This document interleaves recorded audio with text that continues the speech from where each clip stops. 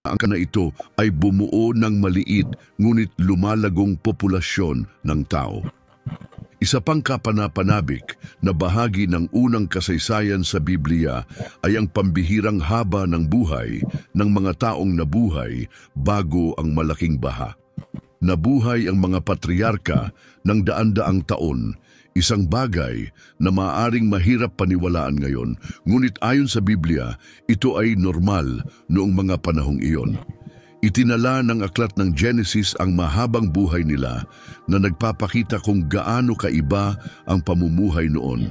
Halimbawa, si Adan, ang unang tao, ay nabuhay ng 930 taon ayon sa Genesis 5:5.